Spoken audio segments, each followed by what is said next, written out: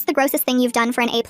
When Professor Clayton asked me to come to his house for dinner to discuss my final grade, I knew exactly what that meant. The guy had been staring at me all semester with those creepy divorced dad eyes, and now he wanted his shot. But I needed that A+ to graduate with honors and get into law school. I put on my shortest skirt and the push-up bra that made me look like I had actual cleavage. My roommate Sarah watched me get ready with her mouth hanging open.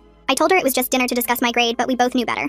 Professor Clayton was in his 40s with gray streaks in his beard and always wore those wool blazers that smelled like mothballs. He'd lean over my desk during exams and breathe on my neck while checking my work. The drive to his house took 20 minutes and I spent the whole time practicing my excuse to leave early.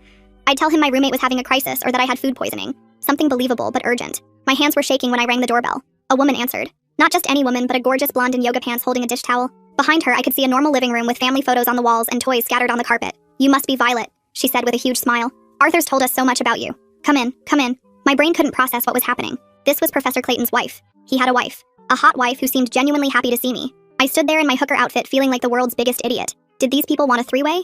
"Arthur, Violet's here," she called out. Professor Clayton appeared from the kitchen wearing an apron that said, "Kiss the cook." He looked at my outfit and his eyebrows went up, but he didn't say anything gross. Instead, he shook my hand like we were at a business meeting. "Violet, thanks for coming. This is my wife Janet, and this is our son Andy." That's when I noticed the kid in the wheelchair by the TV. He looked about 17 with the same dark hair as his dad, but his body was twisted in ways that made it clear he couldn't control his muscles properly. An oxygen tank was attached to the back of his chair with tubes running to his nose. "Hi, Violet," Andy said. His speech was slow and took effort, but his eyes were sharp and focused. He was wearing a Spider-Man t-shirt that matched the one I had at home. We sat down for dinner and I kept waiting for the other shoe to drop. I still thought maybe they were swingers or wanted me to join some weird cult, but dinner was just normal pot roast and vegetables while they asked about my classes and career plans. Andy tried to ask me about the new Marvel movie, but talking seemed to exhaust him. Finally, over dessert, Professor Clayton cleared his throat.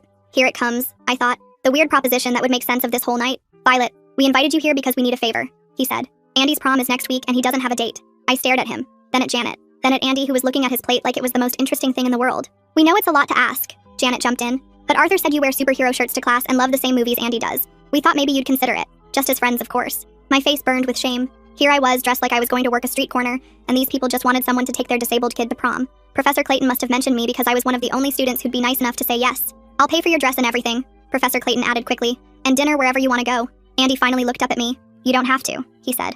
I know it's weird. Something about the defeat in his voice made my chest tight. I thought about all the proms I'd gone to with my quarterback boyfriends and how I'd taken it for granted that someone would always want to go with me. "I'd love to go with you," I heard myself say. The next week flew by. Janet took me dress shopping and we found this gorgeous blue gown that covered everything my slutty outfit hadn't. Andy and I texted about Marvel theories, and he was actually funnier than most guys I knew. When prom night came, I felt weirdly excited. The dance itself was at a hotel ballroom downtown. Andy looked sharp in his tux even sitting in the wheelchair. We slow danced with me kind of swaying while holding his hands. Other kids stared, but Andy didn't seem to notice or care. He was too busy explaining why Iron Man's arc reactor should have killed him with radiation poisoning. Around 10 o'clock, some kids from my economics class invited us to an after party. I almost said